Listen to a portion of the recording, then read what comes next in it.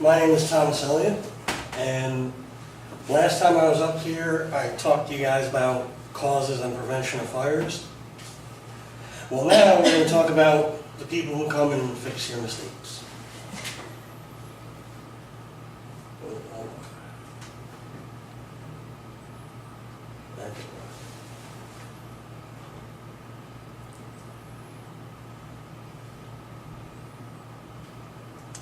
Alright, my video's not working.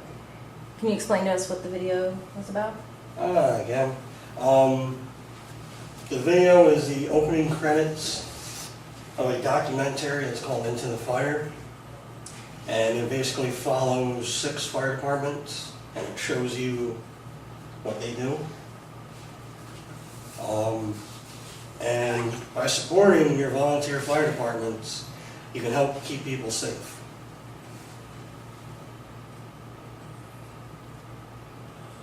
The 3 main points are knowing who your firefighters are can help you keep connected to the organization. Number 2 is that firefighting is a dangerous job. And number 3 is that fire departments are disappearing because of budgets. So first, knowing who your firefighters are can help you feel connected. Firefighters are everywhere. They're your neighbors. They're your neighbors, your brothers, sisters, cousins, uncles, friends, people you don't even know. And always, if you're out and about in your community, you always see firefighters out and about.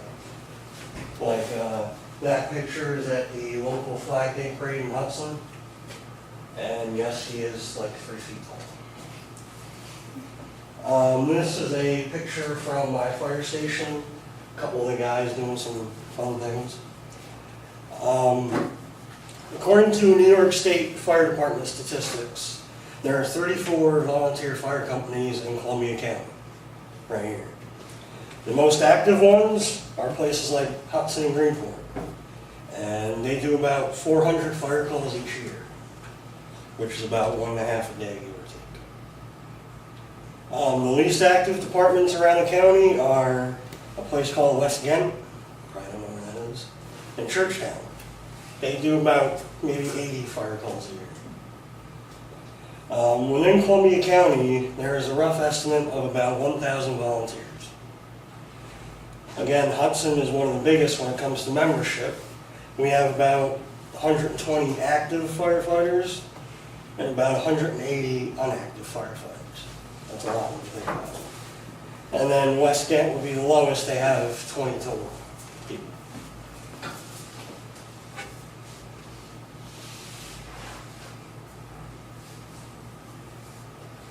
The job of being a firefighter is very dangerous. Sometimes you have to work long hours. An example of this is during the ice storm back in 2008. I did 72 hours with no sleep, answering 25 different fire calls, and I set up 3 shelters. So 72 hours, no sleep. It was interesting. There are other dangers which include houses collapsing, or getting into accidents with fire trucks. This picture on the left there was back in 2003. Our assistant chief's not in the picture, was in that roof where they are, and the building collapsed. And we found him later in the basement, and he was unharmed. But he did fall 4 stories. This picture was in Catskill back, I think, 3 years ago. And that just shows you that, you know, fires can be anything, shape, size. Accidents happen. There's a YouTube clip. I'm kind of mad it can't load because it's a very good clip. But I can show it to you later if you like. Fire trucks do get in accidents.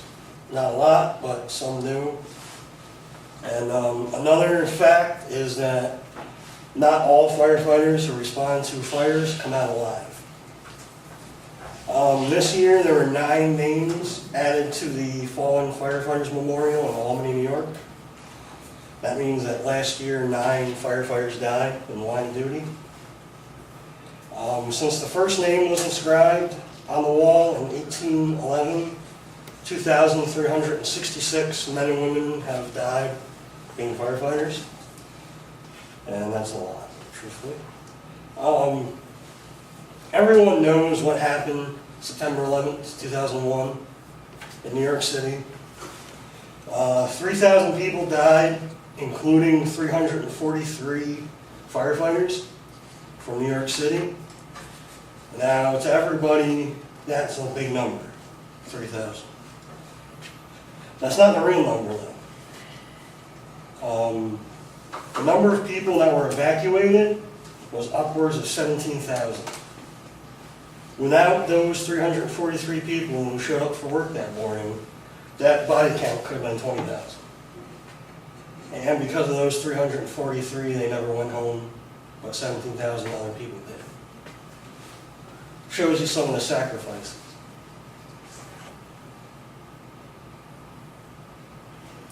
Fire departments are disappearing because of budget cuts. Many departments operate on a small budget. And as the price of equipment goes up, budgets always go down. Budgets are made up of taxes paid by taxpayers. I mean, nobody wants to pay taxes, but this is a service that's worth it. And the cost of firefighting equipment is very expensive. To put one person in a set of fire gear is $2,000. The cost for a basic fire truck is about $400,000. Now, here in Hudson, this is my truck, 2006. Anybody guess how much the truck's worth? $850,000. That's about right. $850,000 for that. And that is a simple truck. It's not anything fancy. So, and we have currently 4 fire trucks in Hudson, all at about $800,000. It's a lot of money. So that's why many departments resort to fundraising for their money, such as barbecues. And the opening clip that I was going to show you was actually a fundraising project.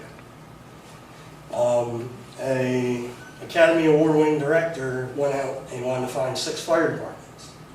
We got chosen as one of them. And they followed us around for like a week, and anything we had they went to.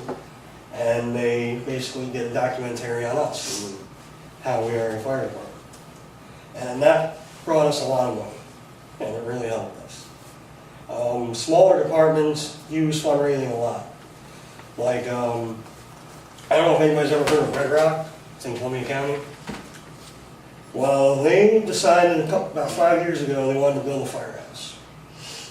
But they got no money for it. So they decided that they will do it through fundraising. And they're still building it right now. They build it strictly off fundraising. And they have the main structure up, and they're in there, but it's not done. And it probably won't be for 3 years. And they do fundraising year-round, and they're still building their firehouse. I mean, every fire department does fundraising. If you want to know, you can always stop by your local department. They'll be happy to tell you anything. And in review, knowing your firefighters will help you a lot. It's a very dangerous job, and fire departments need your support. Thank you. All right, thanks, James.